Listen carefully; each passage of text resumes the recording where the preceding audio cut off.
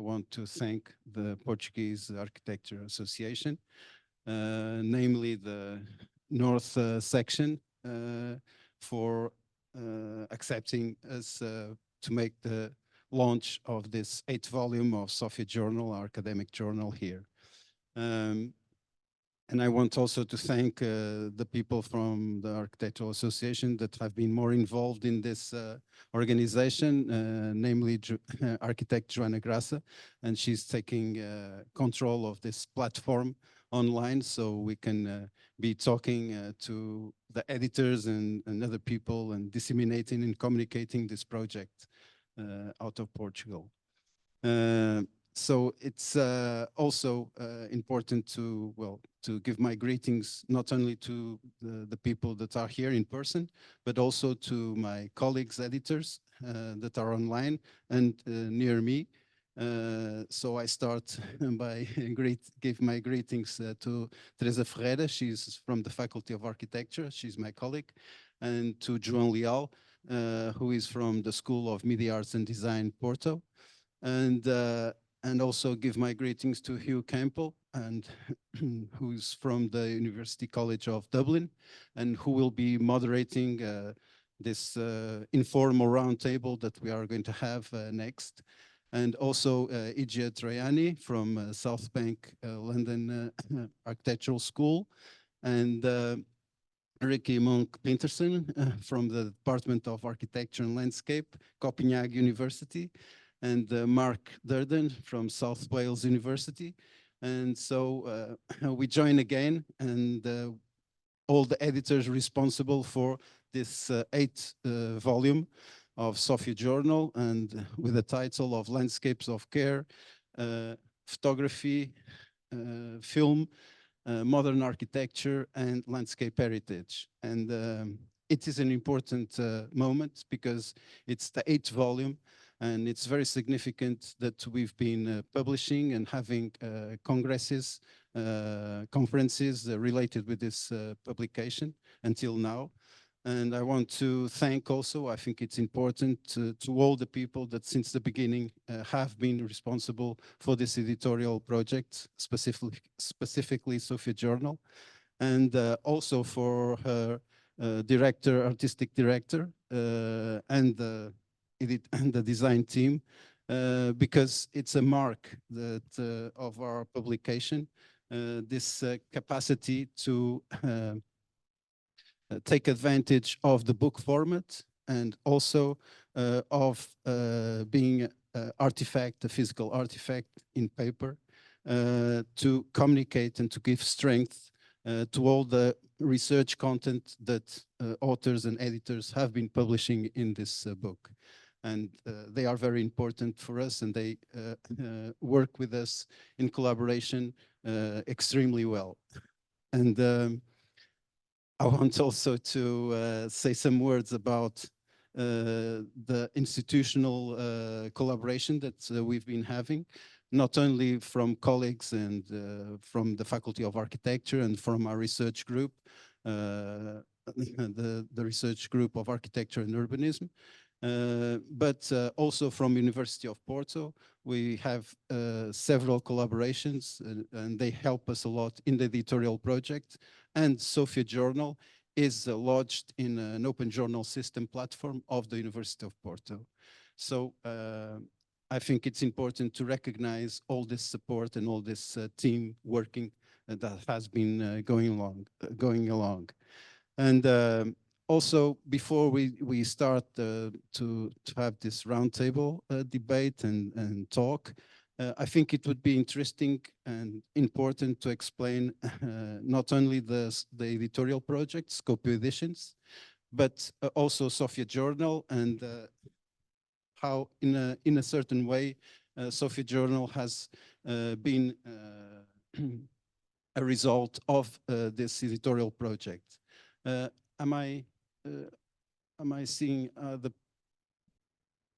playing the slides, or I don't know if as I talk, or okay. So I think it's should be interesting and important to explain how our editorial project that has been going along for since 2010 has been a catalyst of architectural discourse and architectural ideas. They are not going along. Can you? No, I don't know what's happening, but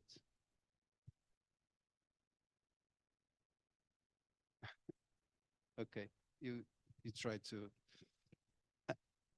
the next slide. So anyhow, Scopio editions here we have. It's important so you follow what I'm explaining. And so Scopio Editions is a small editorial project. It's focused on the intersection of architecture and photography. It's very focused on documentary artistic photography related with architecture, city and territory. And it has been responsible for a set of publications, significant set of publications, both in book format and in magazine. And also it has been the motto, the generator of several initiatives. So why does this has happened? So you can see from the figure that Scopio Editions started as editorial project linked with the Faculty of Architecture to a research group of Architecture, Art and Image and a cultural association. So Scopio Editions was from the start very linked to research and to teaching, and also to open university to the non-academic world.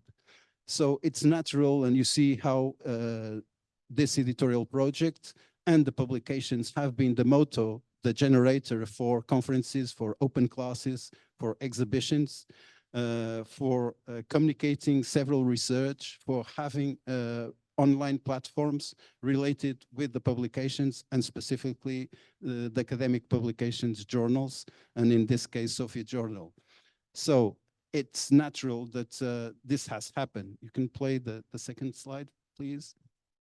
And also it should be interesting to this story, how Scopio Editions is linked with conferences related with architecture and photography.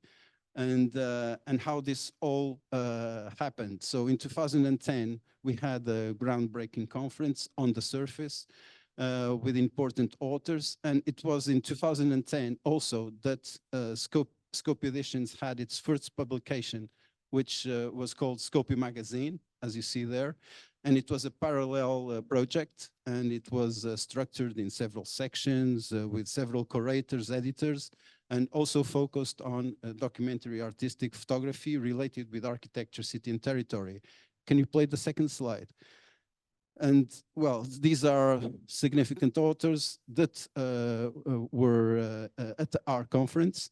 Robert Elwell, he was at the time director of the photography archives of Royal Institute of British Architects, Beatrice Colomina, a scholar, international known. Can you play another slide, please? It was Philippe Dujardin before, and you see Hélène Binet, and you have many authors that I'm not going to show here, but just to say that what happened was that these authors not only were interested in the conference and participating and debating and presenting their work, but also were very interested in our editorial project and in the way we thought and were passionate for the book and for the design and for communicating architecture through photography in a different way. And they joined us and they were encouraged us, and they were published in Scopio magazine at that time also, independently of the conference. So can you play the next slide? What happened was that in the next conferences, naturally, in the Scopio Editions was publishing the book of abstracts and the book of proceedings of the conferences. But then around 2014, 2015, we thought, why not we create a journal, but not a traditional journal in the sense that it would be a journal, peer-reviewed journal, open to submissions, but would have a conference integrated in the journal, so that authors could send the submissions and had the possibility to meet, talk, explain, and see other research from other authors that had the same interests. So that's how Sophia Journal was born, and how the conference started to be Sophia Journal International Conference. Can you play the slide? And since then, that has happened, and it was very important because we see how the publication was reinforced and was disseminated and was enthusiastic, and was very and people and authors were very enthusiastic for the publication and for the activities of the conference, and for debating and for presenting their work. And well, as I said, the publication and the conferences are ruled by a cycle, a team that goes through 3 years, and then each year has a sub-team. So in this case, it was Visual Spaces of Change that governed the cycle of Sophia for 3 years. You can. This was the conference in the, so we started also to try to have partners and to build a network.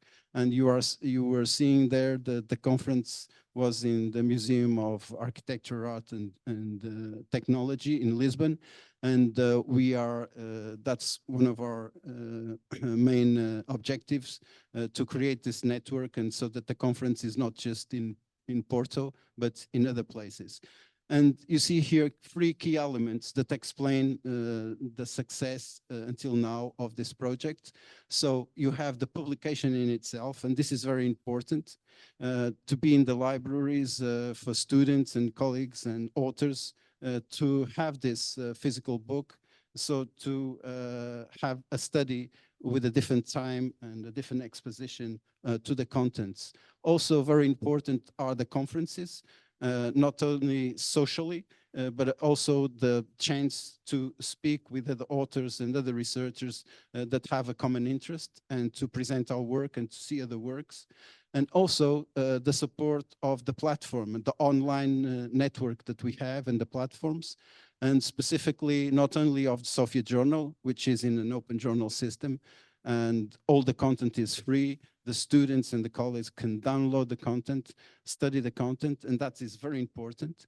But also a network of several authors, several photographers, several works, an archive of documentary artistic photography related with architecture, city and territory by platform of Scopio Network. So this is very important also. You can play the next slide, please. And I think this is interesting because you can see here that we start, how this starts we start with the dissemination, not only with the research centers, institutions that collaborate with us more, but also with other international platforms. And it's a very important stage to disseminate the call that we have. It's social housing at the moment. And then there's all the work with the editors and the authors and the revisers to select the submissions, to refine the submissions, and then we have the conference. It is the time where we can meet, we can present, we can listen to other colleagues and to the works of them, and it's also a place of socialization, very important. You can see there how the book, the publications are always present, or presenting or explaining the book, or presenting their work that is going to be published, or other publications. The book is always a motto generator of these talks, of these events. And this is very important that we believe. And after the conference, there's the publication, and now we are here. It's the launch of this volume. It's the first presentation and debate that we are having, but we will have more. And so it's around the book that we have the chance to explain, to hear people, to have authors explaining their work, and to listen to what others have to say. So this is very important. Can you play the next slide, please? And you can play now some slides. You're seeing here the socializing. And socializing means that, okay, that it's an experience also in first hand of architecture. So this is the ocean swimming pool. We had the faculty. So for the authors to come to this conference, it's also a chance to experience the architecture in first hand, and then of course to socialize and meet people. And this is very important, of course. And it's I think it's a humanizing characteristic of these events and of this project. And after, we try to record the presentations and the debates, and then we disseminate these recordings. So this is important also in pedagogical terms. I use a lot, and I know colleagues use a lot of these video clips and edited video clips about the conferences, about the interviews that are done to the authors. So this pedagogical content is very important. So you have research linked to teaching, and it is a mark that we do, and that is responsible also for the dissemination of our project. Can you go?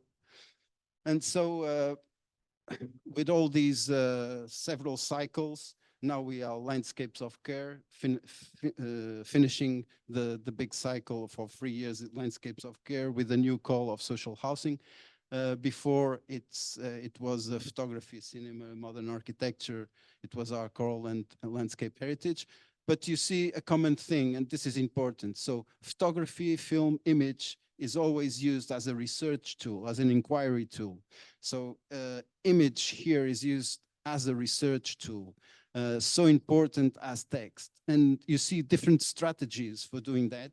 And you see authors coming from different fields of knowledge that use photography, that use image and film with different strategies to inquire, to research, and to understand the city and architecture in new ways, and to have a critical position. And that is very rich.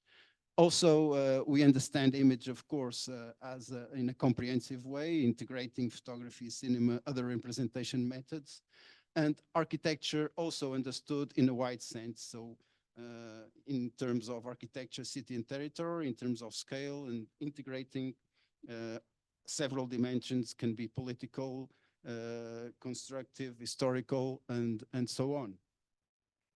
Can you play the next slide? And now we can play quickly, because this has to do with the Scopio Editions project. Of course, we have, you can stay here, we have a lot of other projects that have also editorial projects that have also this link to events, to presential events, to debates, to openings, and this is very important. And also to, as I had said in the beginning, the collaborative work with the editorial team, the graphical designers, and the authors is key for the success and for the quality of these artifacts. And you are seeing here one of the working moments. Also, the control that the graphical team does at the printing is very important.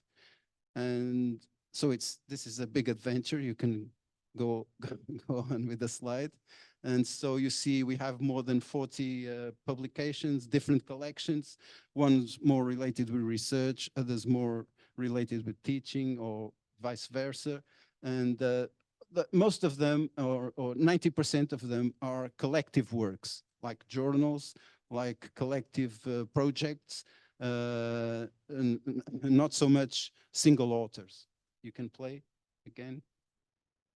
And of course, you've seen here other presentations. That was a presentation in this place that was done in 2019. So we hope we continue this collaboration with the Portuguese Architectural Association. And you've seen in Serralves. So you see here, this is the proof that the book, the publication, the editorial should be a live project. It should mean that it's a motto and an excuse, and it's a base for speaking about architecture and speaking about photography and the problems of our lives. You can go on. And we cross several authors, several projects. This is a project related with a very important Portuguese photographer, Luís Ferreira Alves, and he died recently. He was responsible for influencing a young generation of architectural photographers. He worked closely with César and Eduardo Souto. This is a book that reflects all the work that he did for more than 30 years working with Eduardo Souto. And you see here the several open tables, presentations that was done having as base his book.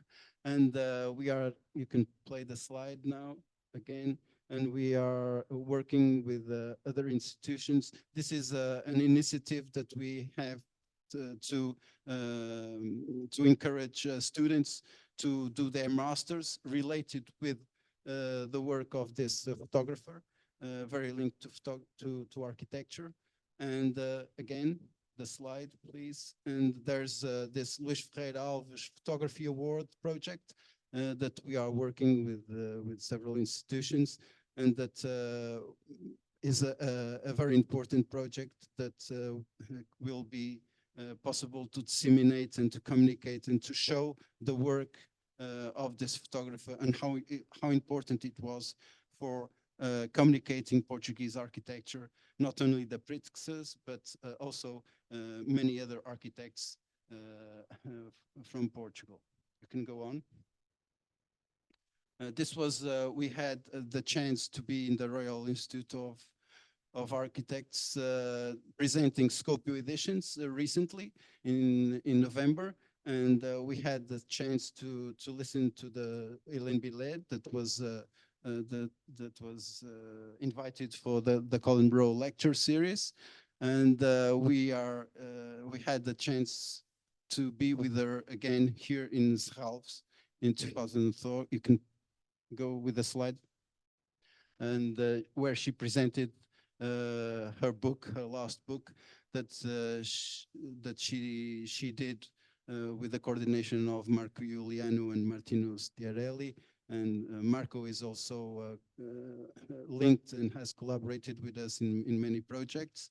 And we really want to invite her for the photography award. And again, so you're seeing here several research projects and their exhibitions in the city and in several institutions and galleries. Again, the slide. And you are seeing here the exhibitions and open classes. So this is the link of the research, the photography research, Scopio editions to teaching. Again, the slide. And you're seeing here the network that we are having been building until now.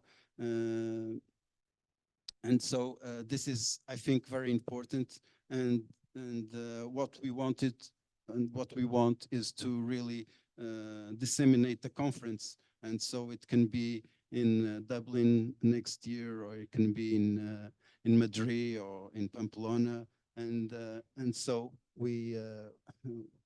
it's a real network if we are able to do that and not centralized here again. And now we are, well, the call we had for social housing has finished, but now we are working, the editors, the revisers and the authors in selecting the submissions and in refining the submissions. So we have the conference, our next conference, I think in September this year. So I think it was important for me to have this chance to explain our project. So thank you very much. And I think I'll leave the stage now to Hugh Campbell and to all other my colleagues. Thank you. Thank you, Pedro. I think the Scopio world, it is a world that it's very nice to be a part of. I think having the experience of editing, of being involved in this journal, and through that meeting colleagues online, in person, in Porto, working with the authors and working with the people involved in the production and design it's really been, I would say, a wonderful experience, and kind of unusually so, actually. Often the work of bringing journals together, as my colleagues will know, the editing of journals and so on can be somewhat thankless. But in this case, I think what's great is the sense of being part of what you describe as a live project. The process, which also involves bringing people together along the way, particularly in Porto, to present the work at the conference, and then also the quality of the finished book, which, as you're saying, is a sort of foundation or a sort of cornerstone of the philosophy. And I think that's incredibly important, and really affirms, I guess, the importance of all of the work that goes into it. So when we receive these copies of the journal, I think there is that real feeling, for me anyway. I'm sure I don't want to speak for others, but I imagine people would agree that there's a real feeling of that something worthwhile has been produced, but also that there is a life to it, if you like. There's not a full stop. It's the beginning of something. What I thought would be useful and maybe hopefully interesting to do would be maybe to start a little bit by talking with my fellow editors about the way in which the journal is organized. It's organized into three sections, and nominally, although we were quite fluid, I think, in our roles, nominally two of us were like drawing together, I guess, each of those sections. So the first section was types, second is places, and the third is processes, all within this overall umbrella of the photography, film, modern architecture, and landscape heritage. So what I thought I might do in the first instance would be to go in turn to those looking after each of those sections, let's say, and to get maybe some reflections now that the journal is here as a real thing, on your thoughts in relation to those themes, and the work that's held together under those themes. So I might and that will allow me to introduce my fellow editors as well. So I might, in the first instance, go to I'm going to come back around to Teresa and myself.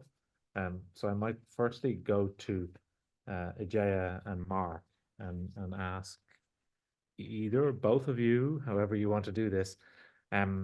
Your section is gathered together under I think it's fair to say as well that actually these themes are a little bit, I mean, they're not exclusive, in the sense of like all of the essays in your section, all of them dealing with quite distinct places, but they're also actually interesting in terms of the methods that are being used, the sort of types maybe that are being dealt with. So as I say, the themes are not exclusive, but nonetheless, there was a focus in your section on places, and I wonder if you might offer some reflections on how that manifested itself in the work in the journal. Mark, do you want to start? Okay, yes, okay, I'll say. I think place was quite important in terms of the way in which basically there's four essays in our section, and obviously overlaps with other sections, but it was the way in which different places revealed themselves in the case of three essays in terms of filmic representations, primarily. And for me, not coming from an architectural background like Ijaya, coming from more photo history and documentary history, I found it really rich that a film that was fictional, like I think Kiss of the Spider Woman, offered a very interesting kind of perspective on an architectural structure and how it incorporated it in the fictional film.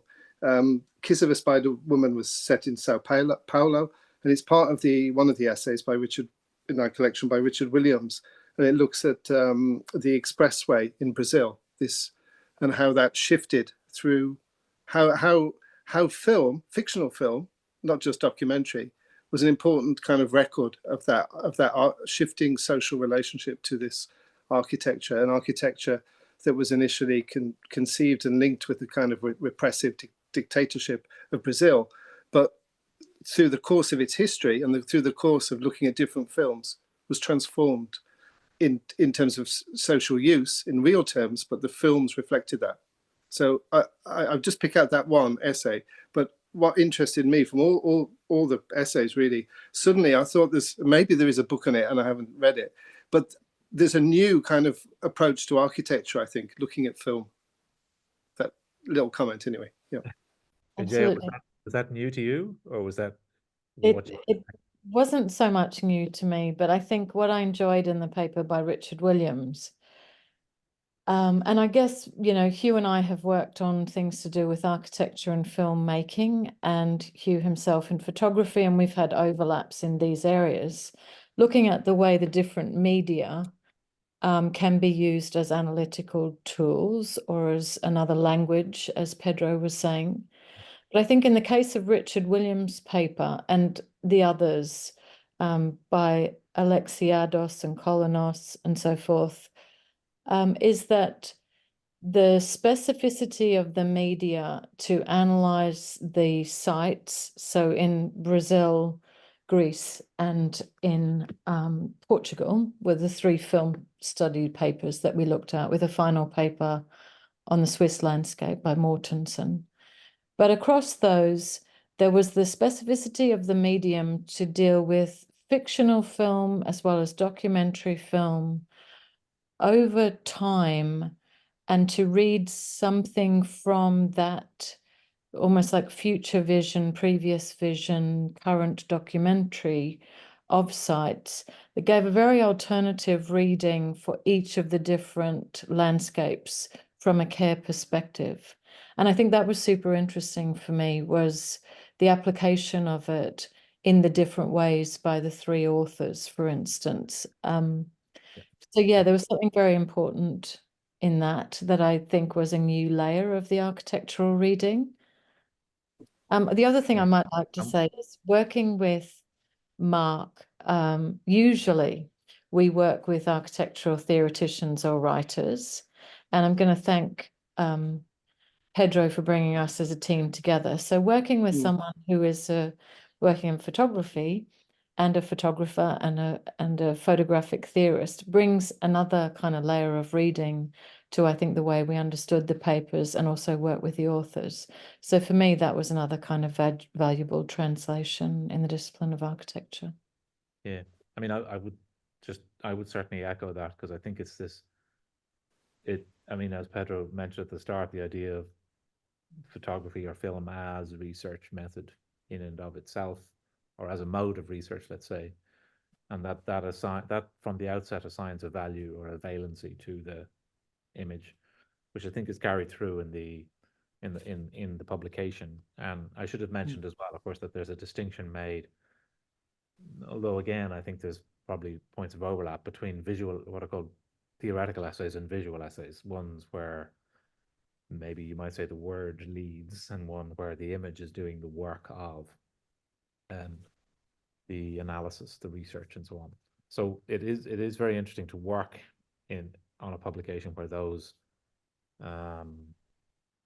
registers that we're used to working with, particularly within academic publishing, are reset a little bit, you know, or upset to very good effect. And that maybe segues me somewhat smoothly. Could I just say one more thing? Yeah, of course. The other thing is, you know, we have published looking at films and photography, and we very often find that the medium and the publishers that we're working with don't value the images in the way that we might like. And I can say that this publication gives an extraordinary resonance and value to those images in an absolutely beautiful way. And I think that heightens the discourse and the clarity of the importance of the images that are in it. So I just wanted to sort of thank the entire team for, when it arrived, what was an absolutely gorgeous publication as well as a meaningful one. Yeah, I mean, yeah, I like to say the same as well. Yeah, I think the design and the way in which photographs are used throughout, you know, film stills and photo essays, is a real testament to the kind of distinctness of this kind of publication. Lots of these publications you know, you lose an image in the spine, and there's a really well done actually in terms of handling photographs and pictures.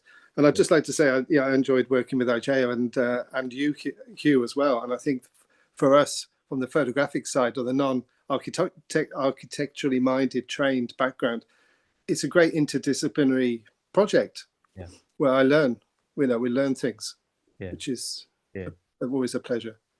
Well, what's always interesting is when you're working with content, if you like, with an end in mind. In other words, you know, that becomes very real in a way that we could have an abstract conversation about the overlap of our disciplines, but when you're thinking about it in relation to specific work, specific images, it becomes more interesting. That's me desperately trying to segue into questions about method and ways of doing. And to go to Rika and Joao, whose essays, if I can assign them to you, are gathered under this title of processes, and then the subtitle is the act of doing, and your emphasis in terms of the way you're looking at those essays is that in each case there's a sort of very conscious application, let's say, initiation of an application of method, a particular method, a way of seeing, a kind of recording, that informs the work. Would you like to maybe speak a little bit about that? Either Rika or Joao, I don't know how we... No. Well, I can start, Joao. Is that fine with you? It's okay. Okay. Well, thank you. Well, first of all, I totally in line in some of the comments that have already been said in terms of the situation, and the focus on different sites is also what is very present, of course, in those entries that we have now grouped for this section. And I think that goes across, since we have worked crisscrossed as editors and then compiled it in the end in those three groups. When it comes to processes, I think there's a double meaning into this that we at least have also talked about. There's, of course, an emphasis on methodology and ways of working very carefully with photographic and filmic processes. But there's also something about processes on site or across some of the sites, or processes in a way of experiencing. And for example, when it comes to, for example, the first entry on the red dust in Basilica in Brazil, it's also about the processes of how the red dust actually affects this site, or the reading of the site, and the care for the injustice that have also taken place, and where the photograph and the invention of color film suddenly becomes a player in a different way of understanding architecture. So I think that is also interesting to bring forward. And Jo's entry is also the one that is historical, that look back and look at historical photographs and documents, where some of the other entries are more experiential, both photographic but also cinematic methods in terms of relating to sites, to work with experiences of sites and what is not seen or hidden. That could go, for example, for Connie Strootman's work on the Dutch greenhouse landscapes, vegetation outside the greenhouses that you don't see, but suddenly you pay attention due to the way that the filmic process makes you more aware or sensitive to what's actually at play at the site. Or, for example, Tonja's work with houses that are being moved from one site to the next in Sweden, and how the way of projecting that kind of move also has something to do with a method of using photography and film and projections to actually tie culture or change an exchange of culture together. So yeah. Thank you, Rika. Joao, do you want to add to that? Yeah, I would just like to establish actually, well, because there is a parallel between the section that we were responsible for and the articles, the visual, not only the theoretical but also the visual essays in them, and what is happening actually right now here. The act of doing well, the first sentence that we have is that there is a big gap between the abstraction of an idea and its concrete implementation.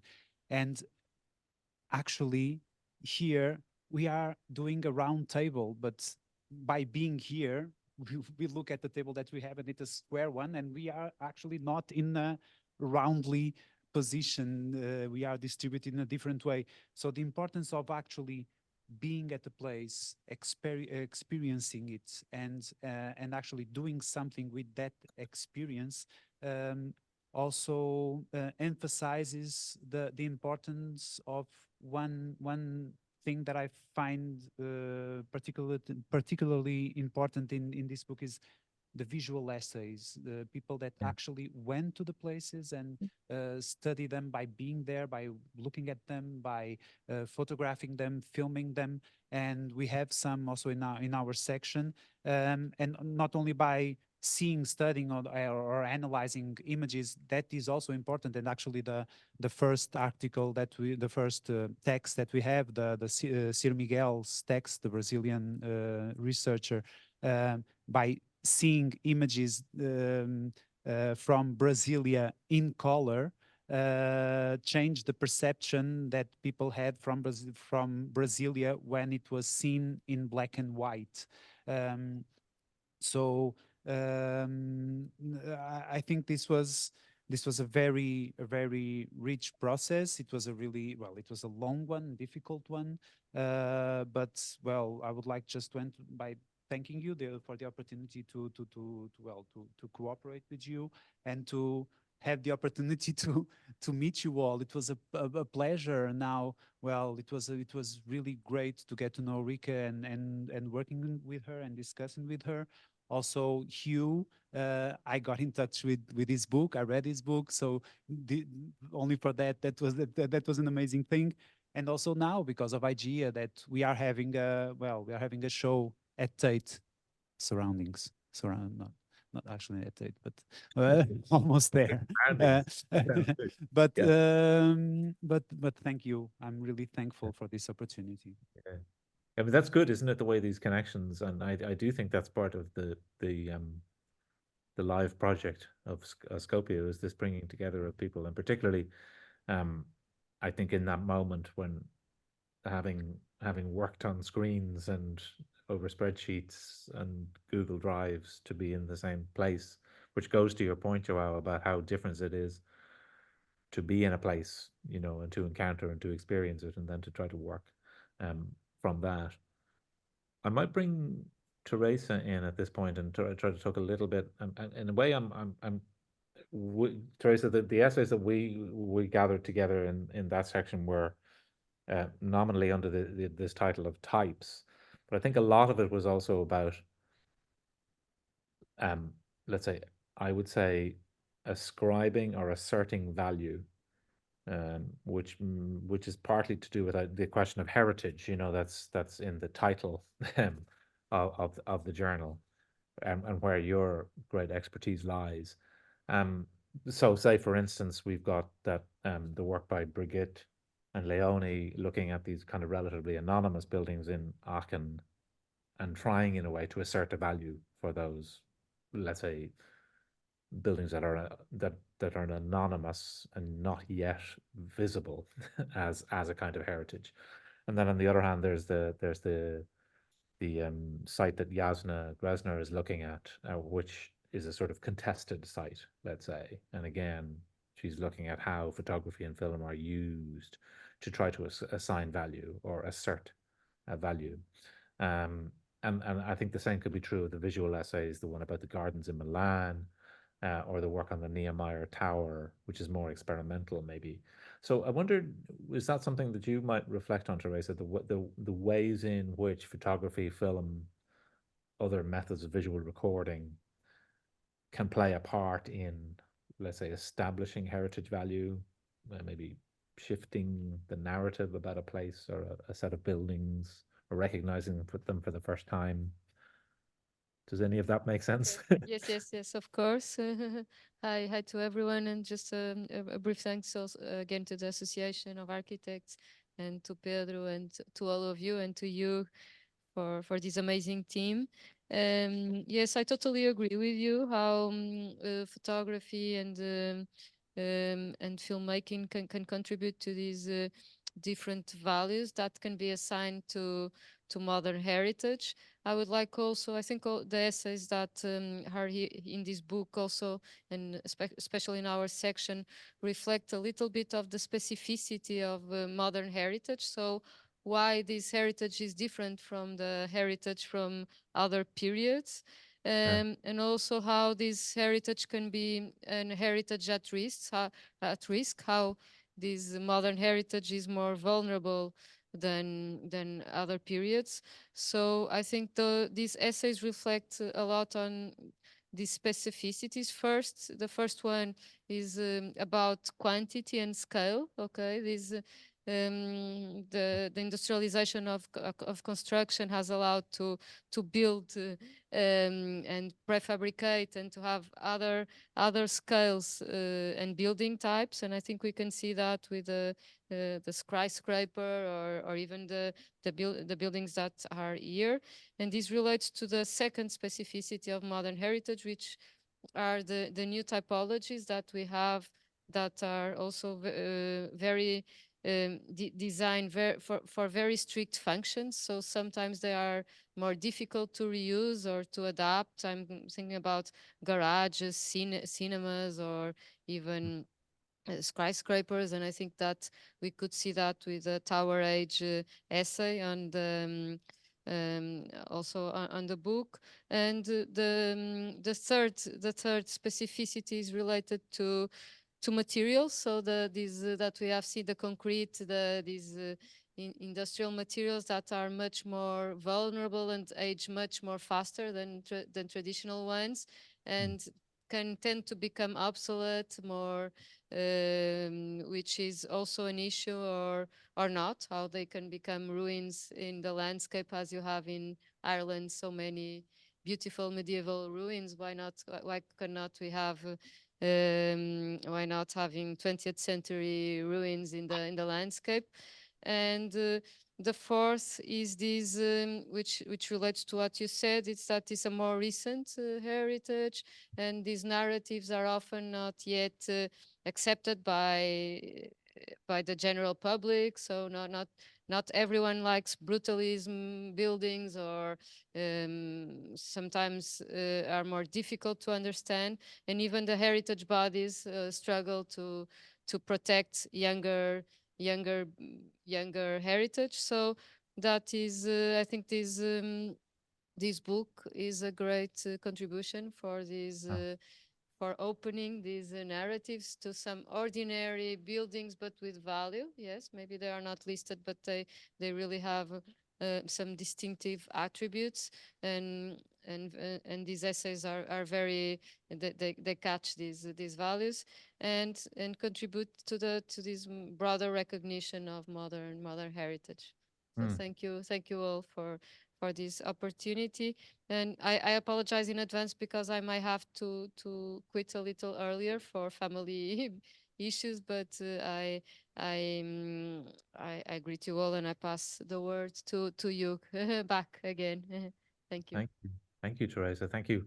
And actually, I think you summarized it very well. And as you were speaking, I was thinking that in a way, I mean, we think of all of these. It seems to be that there's a continuous cycle of buildings and landscapes and places wanting to have their value asserted, if you like. They're waiting for somebody to see them, almost, like those buildings in Aachen, say, or a forgotten tower. Or I mean, I'm thinking, Mark, say, of the cooling towers, you know, of the British landscape, which are now more or less redundant as structures, but are present and have been for a long time in photography, among other things, and have a kind of value. And there's a question mark over what their future might be. And then it struck me that on the other hand, you have photography. I'm thinking specifically of photography, which seems, by its nature as a discipline, is always looking for things to see, if you like, or things to record, things to make pictures of, in the simplest terms. And it feels like that one of the interesting things is how those two desires, the desire of a certain kind of landscape to be seen, let's say, to be valued, and the desire of photography to see things and ascribe value to them, how they're always kind of in dialogue with each other. Does that make any sense at all? Skyscrapers, in other words, needed Margaret Bourke-White to see them in a certain way, or Bernice Abbott to see. New York needed Bernice Abbott to see it in a certain way at a certain time. In other words, there's always artists who are there to witness and make sense of a landscape, past or present, at a certain moment. Does that, maybe I'm just rambling because No, I think that's a fair point. I think it's a super interesting kind of idea about the way in which the practice of photography or filmmaking then beautify, even if the object under observation is itself ugly, but it creates some kind of attentiveness within the beautification of the medium that gives it value. So I think there is something very interesting within artistic practice, photographic practice, I'm talking about film and photography, that allows that value to be assigned to something. And essentially it happens through the eye of the filmmaker or the photographer to see that beauty. The resonance that it has with landscape architects and architects is that it reiterates something which might not be understood within the public domain as having that value. So I guess that exchange is a kind of cooperative act to not beautify, but realize something very important within the image making, whether moving or still, to showcase those objects. Yeah. You put it much better than I did. That's great. Thanks, Ajaya, as always. I don't know, Mark or Joao, does that make any sense to you, what I was talking about from the practice of photography? I think so. And I recently responded to a photographer who's been documented brutalism throughout the UK, Simon Phipps, and he did a book called Brutal Wales, which really was quite interesting to respond to, because precisely what you've both been saying, that photography helped me see brutalism. He was photographing in black and white as a contemporary photographer, and part of the reason he was photographing in black and white, these brutalist structures, was to actually help us see them, because a lot of the brutalist structures are lost a little bit with all the colour signage around of the city. And he really drew attention to maybe that moment that we have lost, which was that kind of 60s or onwards or late 50s socialist ideals that were caught up in that architecture. So part of the joy of this collaboration and the link with Pedro and Scopio is this excitement over architecture that we have, from the photographic side, discovering things about the civic centre in Swansea that I've been in and not really seen. Yeah, it is a very powerful medium in that respect. Good photography. Yeah, not all photography. There's certain photography helps. Yeah, photography that's crafted and focused on architecture and has intention or something. Yeah. Because of course it's also like that. Every subsequent, I mean, for instance, the work that yourself and Joao have done on Caesar's work, I think positions that work or makes it seen in a slightly different way than quite a lot of previous photography of those projects. For me, anyway, I think that's good. Yeah, and obviously that's the intention. I mean, the intention is to see it in certain ways. And I'm thinking, say, in the book, in the journal, of the images of those Milan blocks, that are in some ways are quite familiar, but in the way that they're photographed here, the attention is on the one hand much more closely to the gardens that often kind of semi-hidden. But the gardens that are not necessarily the first thing that strike one, and then a sort of slightly wider view which positions the things back into a landscape, which is also sometimes greener than you might expect.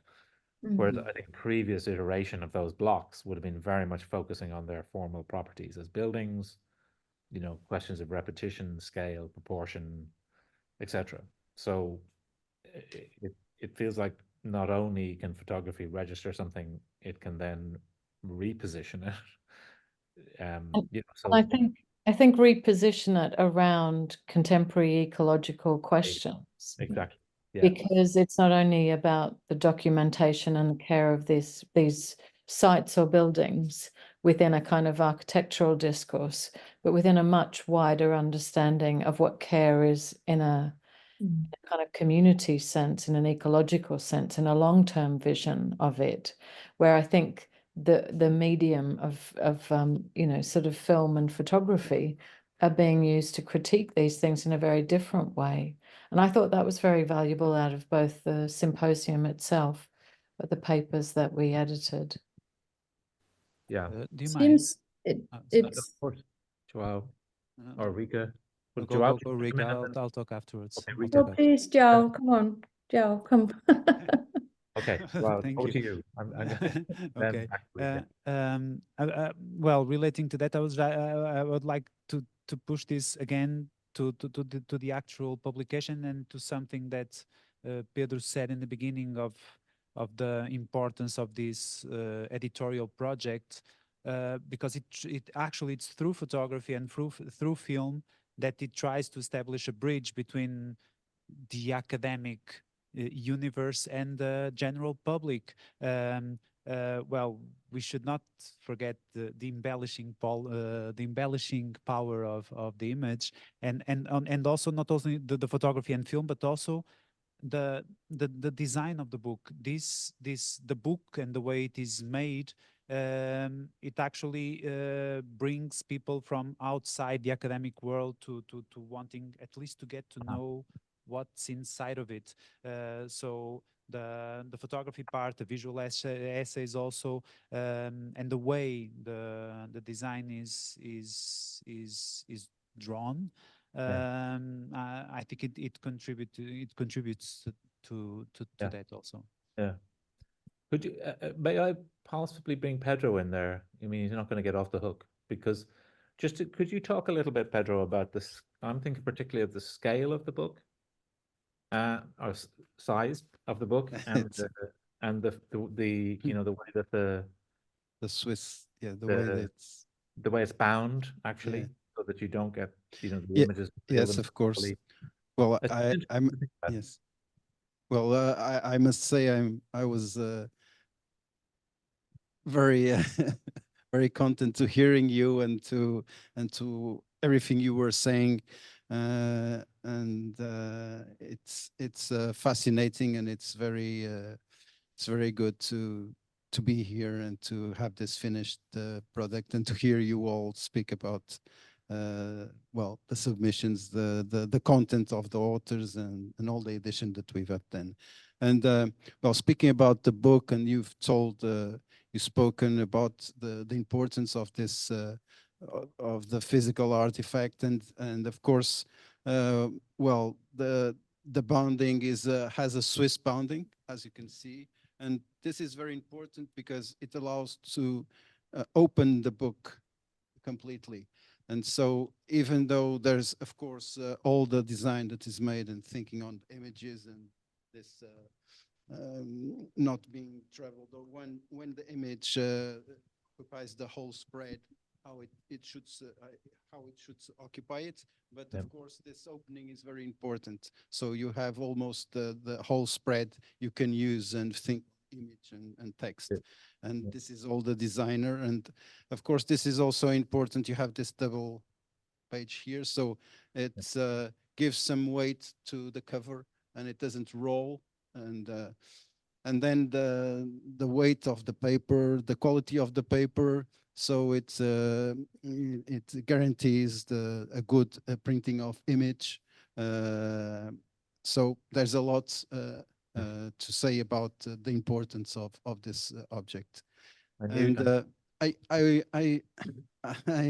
for many issues that you've raised and talked about, I think it's important what you said about you talked about the visual essays and the theoretical papers, and that having these two ways, two strategies to think about architecture through image, being it photography or film or other, and this is very rich, and this is what we believe, of course, and it's visual essays. It's maybe we shouldn't use the word theoretical paper, maybe just paper and visual essays, because they are both theoretical. The difference is that it's on the visual essay, and this is something we really are very focused on and are passionate about. It's a grammar and a syntax through image, being it film or photography, that you really create a story, a critical stance in relation to, you mediate reality, in this case in architecture, or what is happening through this narrative, this story, this image story that you are, and this is unique. And also what João said is very important, because to do this, you have to experience the space, to be there, or maybe you don't have to, or you can do it. But if you have the two, then it's exceptional. And this is very important. It complements the other side of the research work and the thinking and the analytical process. So this is very important. And just to, I think that you all in some way are saying that image here, being it photography or film, is really I would say it's always mediated. It's not invisible. It's not passive. It's changing it's giving value or giving different values to the architectures and the situations, and that is what is important. You can disagree on some authors that give value, or the value they give to some architecture or to some situations, but the important thing is how they are using the instrument, in this case the image, and with of course with the thinking and other supports, to say critically something and poetically about the issues. And I think that's also very, very important. Thank you, Pedro. Rika, I'm sorry. No problem.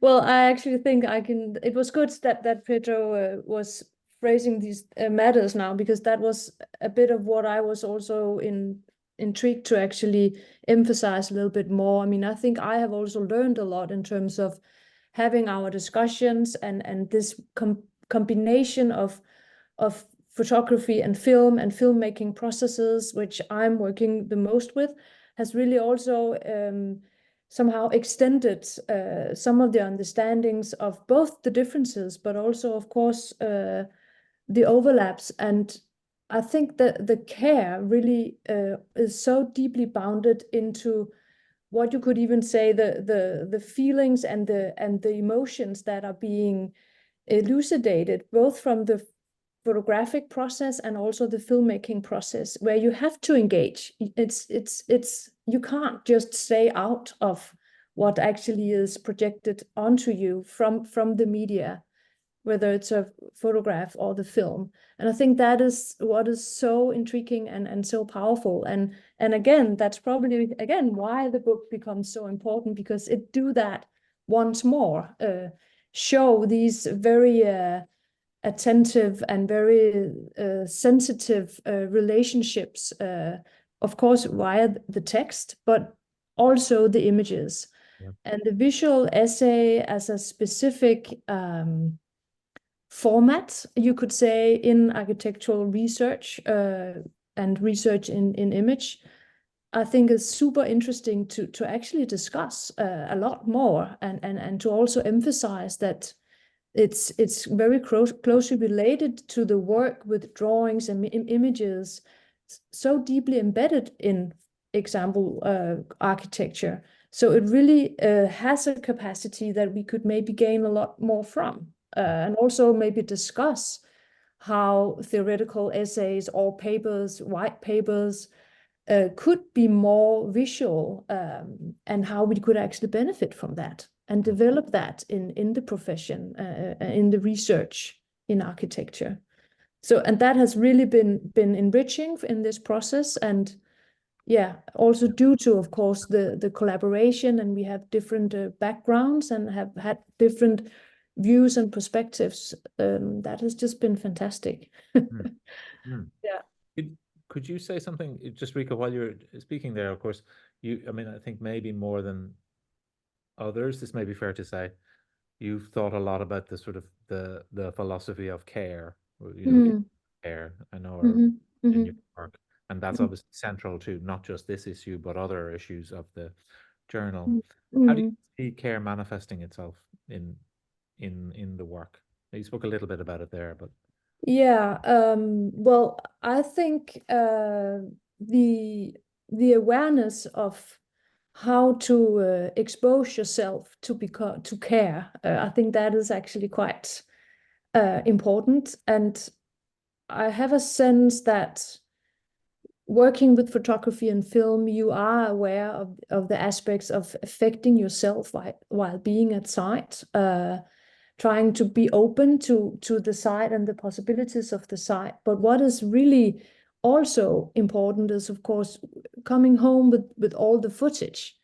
That is really where you start the work, where you are not only just, you know, like re-entering the experience you had, but you're actually creating new tensions, new effects, new emotions that were not there from the start. And I think that is really tangible in terms of the processes and the way of doing, and to care really means also to somehow affect yourself, in order to widen your perspectives and to widen the criticality. Yeah, I think that is, for me at least, super important, and has also become really clear for me, and hopefully also for people reading the journal, and not being part of the process, to actually sense that kind of attachment. Yeah, I would say an attunement is also a good way of seeing it, that you attune yourself to be more sensitive. Yeah. So, I mean, in a way, it strikes me that in the wider context of, let's say, reduction of carbon emissions, thinking more carefully about what we already have, not being so quick to build more, and therefore needing to sort of have a slightly different paradigm, maybe, for how architecture operates, which is to begin with what we have, pay more attention, be more careful. And then on the other hand, you have photography, where I would, maybe without exaggerating, you could say that it's very difficult to take a good photograph without care, without caring about the thing you're photographing, if you know what I mean. It feels like almost like a sort of first principle. First, you have to care in some way. I mean, looking at Mark and Joao and seeing if that makes any sense.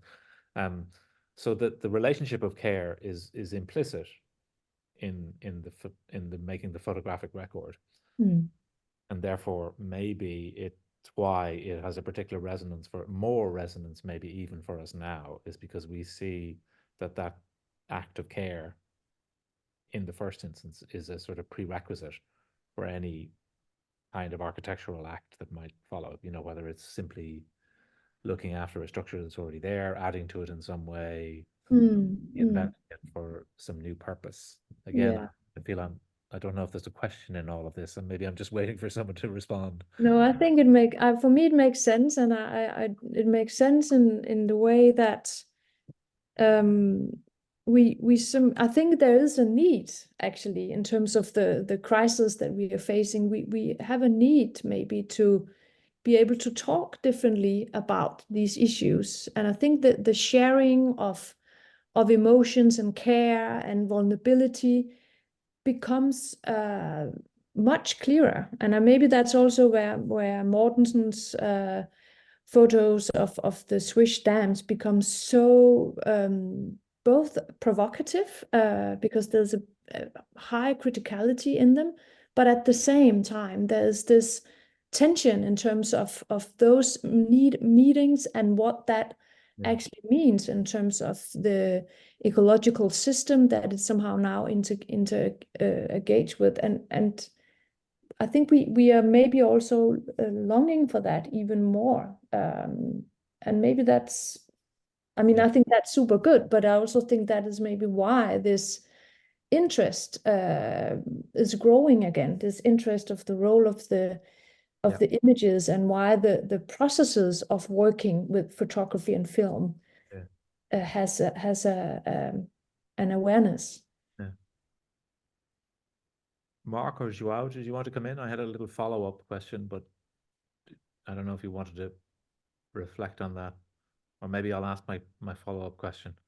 I could just say that it's true. I was thinking when you said about caring, although because it's a lot, particularly the way we work collaboratively, we go back and back. It's almost a little bit obsessive as well, but it's the durational aspect of it, and just the going back and experiencing the richness and the changeability of this architectural artwork, really, or this organic thing, this thing that is even though it might be hardline modernist in some way, but it's human and social, and it's that, and that's hard to maybe make one photograph. That's probably why we produce many and carry on.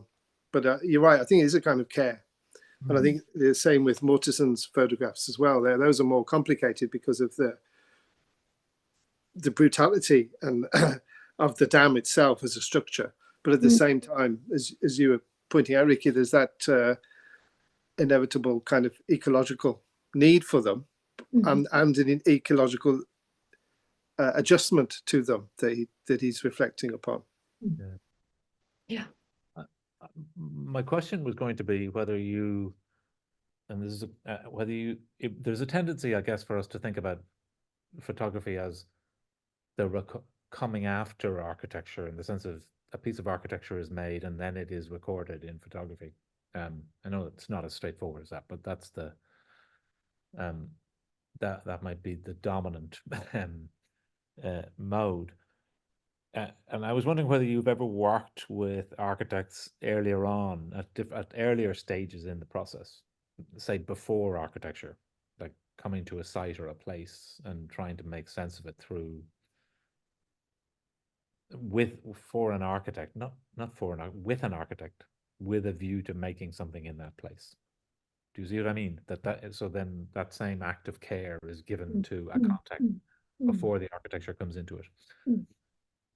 Well, I mean, I've worked not only with architects, but with municipal planners and private stakeholders or local stakeholders, using filmmaking processes as an analysis tool in order to, of course, as an outsider, to learn, to get to know the place, but also to actually frame or highlight or bring forward new views or perspectives to start a discussion, to start a conversation about a specific site. And since I'm a landscape architect, I of course work with larger landscapes, or that could of course be larger riverscapes, so forth. That is the latest that I have done. And in that sense, it is really a tool that can create communication, create dialogue. You can raise questions directly before you have a already established project. It can actually be a way of analyzing, showing potential, discussing potential. What could this be? Should it be this or that? And the power in that, I think, is that you can actually highlight also change over time, dynamics that you don't necessarily pay attention to. So it highlights and actually elucidate things that are latent but not visible at one side. So I think that makes it also interesting as a working tool. And again, I think it has to do with the possibility of sharing the experience, sharing readings and interpretations that sometimes can be difficult to explain. I also worked with film and together with other researchers to actually try to start that type of sharing, and I think that is quite promising, that it can help us reveal hidden dimensions that can be difficult to discuss. Yeah. Can I just add something to Rick, that corroborate understanding and agreeing with all that was said. I have the experience with the students that happens exactly because they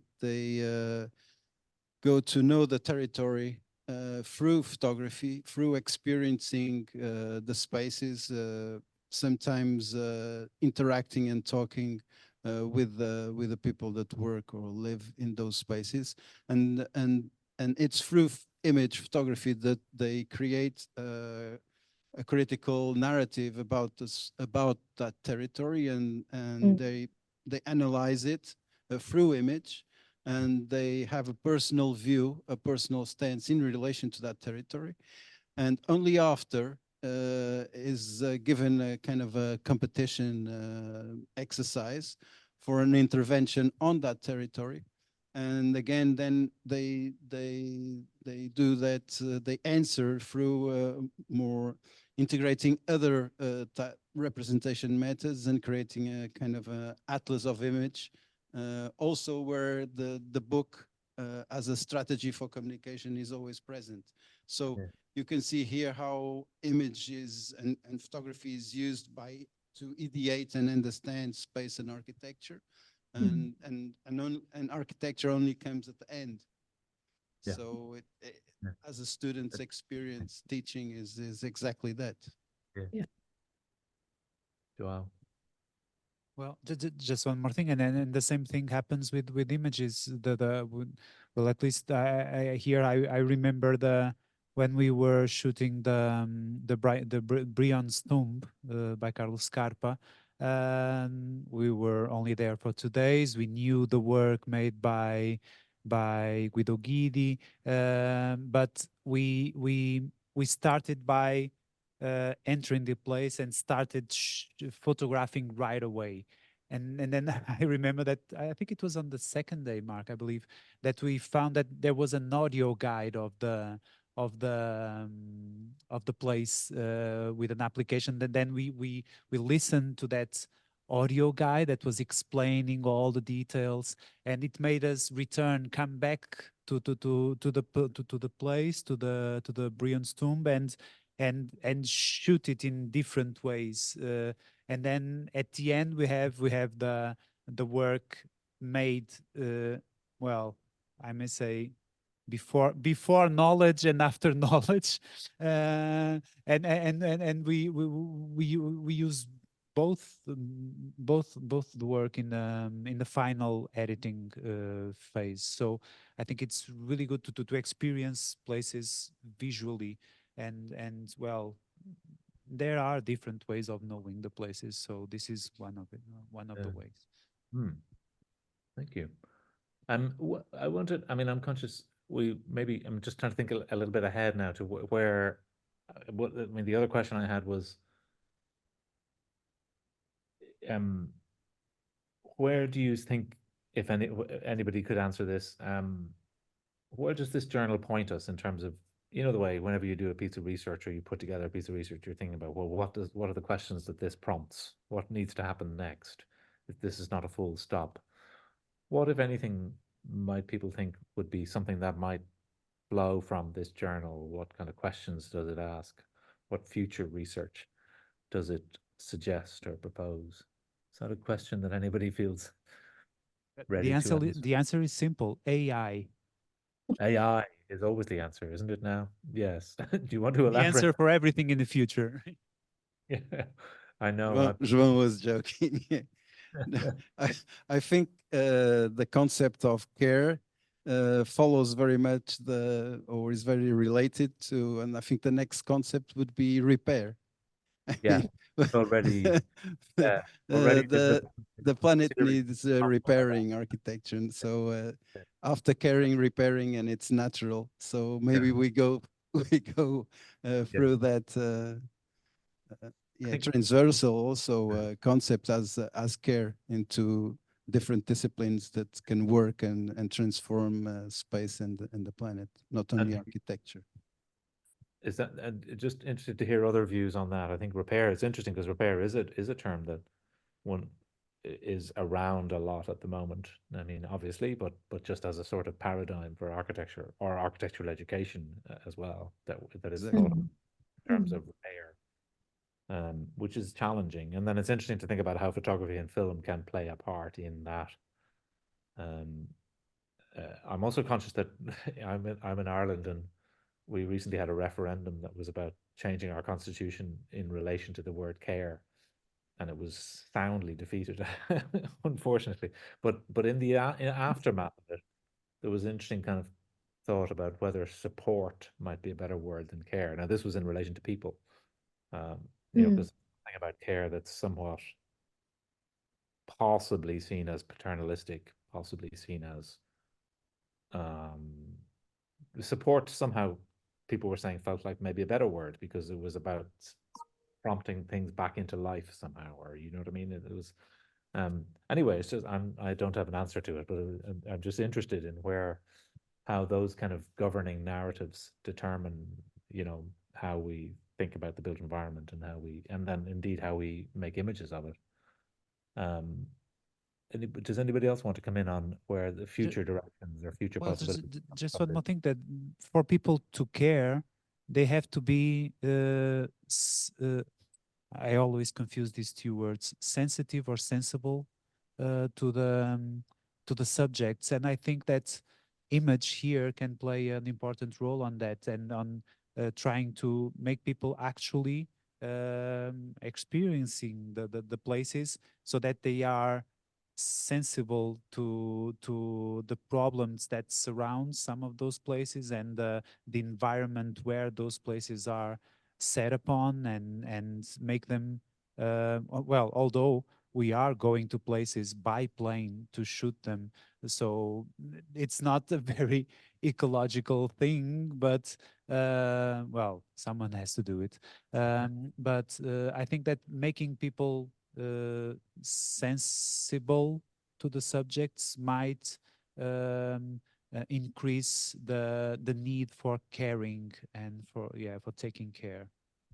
But isn't there also something, I mean, just on that subject of going places and being places? I mean, there's the obverse of that which is that you know, a gathering of work like this makes places and times available to us. You know, Thessaloniki at a certain period, Sao Paulo at a certain period, Brasilia. That there's something still sort of marvelous about that, the access that one gains through images to other times and places. Or maybe, again, maybe that's just me, but I still find that. So at a very simple level, the access that you gain through both archival and contemporary images to places with whole mindsets, whole cultures, is still really, really valuable. And I mean, it is one of the things to note, I think, about the journal, is that the geographical spread is wide, and the scholars are coming from different places at different stages in their careers, etc. So you do get this great sense of this endlessly extending visual and theoretical culture that we're tapping into. Again, apologies for my ramble. If somebody wants to come in, Hugh, can I suggest you open to anyone that wants to? Yes, I didn't know that was within my. Yes, you are not seeing, so to do. Yeah, if there are questions or comments, please.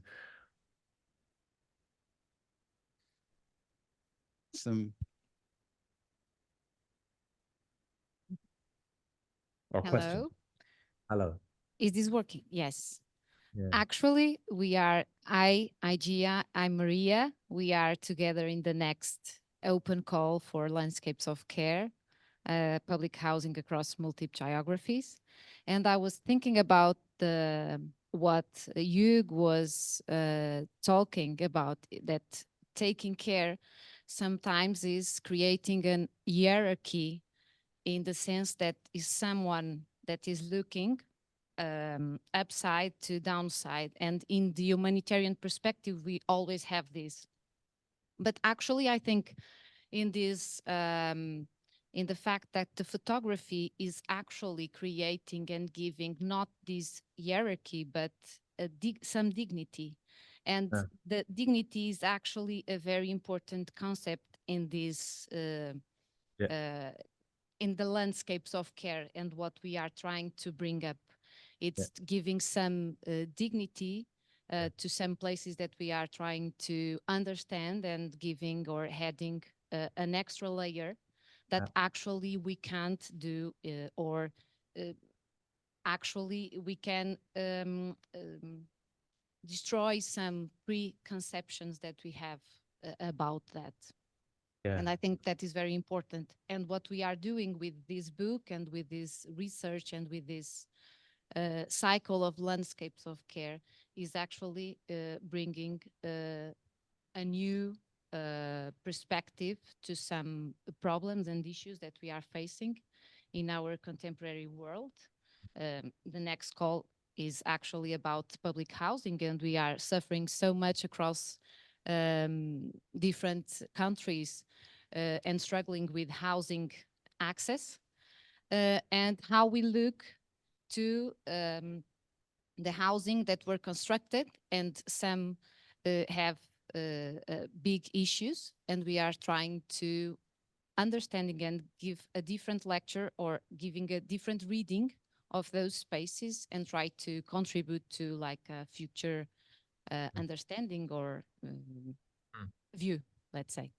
Yeah, that's interesting. That's very, the word dignity is very, as you're suggesting, is very strong there, I think, isn't it? Because it has a slightly different, and as you're suggesting that the media of photography and film avoid the trap sometimes of the hierarchy implicit in care, right? Which I think is interesting. I was also thinking of the term of the idea of the photograph as a kind of testimony, a sort of witnessing, but a sort of testimony, and that in itself is also so it's allowing a thing to exist on its own terms, but it is bearing witness to it, or acting as a testimony. Does it? I don't know if others want to respond to that that contribution, or are there others? Pedro, I can't see the room there, so I don't know. Sorry. Yes, I don't know if there is more to add. So I would like to add something. I think the shift to a typology, and I think it probably manifested itself in the issue that we edited, but then focusing on social housing and the questions that surround housing generally, through this discourse of how film and photography can become actors within the process of research, revealing dignity, other layers of value, hierarchical or not. I think it's really interesting, because the sort of when you start to shift from infrastructure, if you take Richard Williams, to something like housing, how the medium as an actor of social and environmental recording and analysis and interpretation will shift. I think that's a really exciting potential. And just looking at what Pedro has done with all of the issues that have come along, we're in a sort of terrain of production and analysis, which is just moving slightly in different directions to reveal other things. So in that sense, for me, this is a very exciting opportunity to be involved in it, because I think other things will come out. I think maybe the other thing to say about it, Jay, is not only it's a sort of territory for research, but it's also, I'm struck by the real impact, if I can put it that way, that we're always asked for now to talk about in relation to research, the impact that it has. And I do think that a lot of the work that's in this issue and in others that we've heard discussed, and I think certainly in this next volume, which will be on public housing, that sense that actually through this activity of analyzing, recording, making manifest, making visible, values change, Mm. the way people perceive things change, and ultimately, maybe, hopefully, the future trajectory of these built landscapes will change as a result.